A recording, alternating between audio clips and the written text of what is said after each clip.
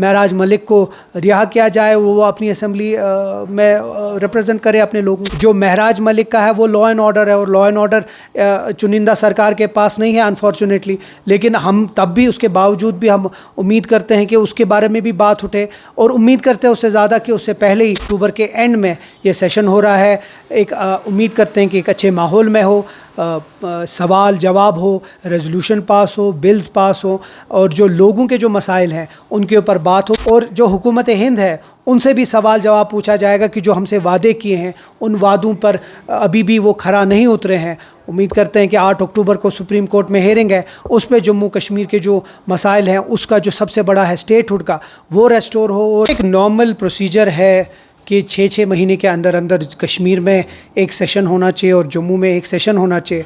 अब क्योंकि अगर आपको याद होगा पहलगाम के लिए एक स्पेशल सेशन बुलाया गया था गवर्नमेंट की तरफ से, तो वो ड्यूरेशन में हमें थोड़ा टाइम मिला, तो इसीलिए आज जो अक्टूबर है, अक्टूबर के एंड में ये सेशन हो रहा है।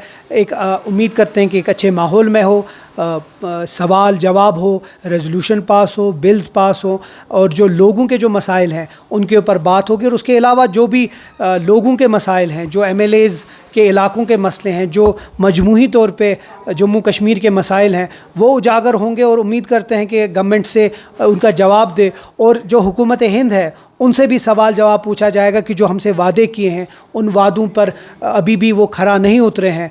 उम्मीद करते हैं कि 8 अक्टूबर को सुप्रीम कोर्ट में हेयरिंग है, उस पर जम्मू कश्मीर के जो मसाइल हैं उसका जो सबसे बड़ा है स्टेटहुड का, वो रेस्टोर हो, और बाकी जो भी मसाइल हैं उसके ऊपर बात हो।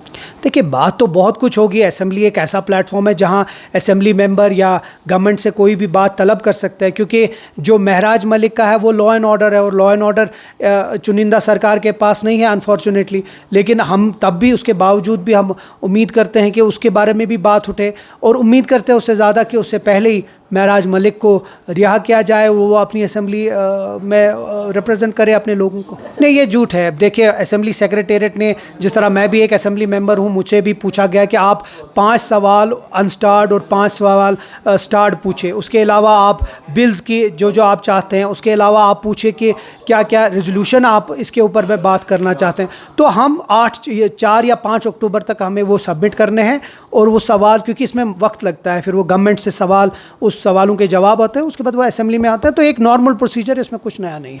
पहली बार पूरा जम्मू कश्मीर नेशनल कॉन्फ्रेंस का गढ़ है, और हम समझते हैं कि लोगों की पार्टी है, और लोग हमें चुनते हैं, लोगों ने हमें चुना है भरपूर वोट से।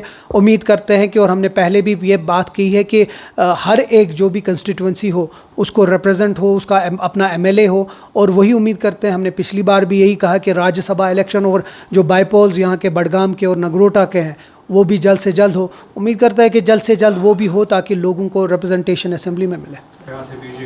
अफसोस है, 2 बार भेजे गए हैं गवर्नमेंट की तरफ से राजभवन।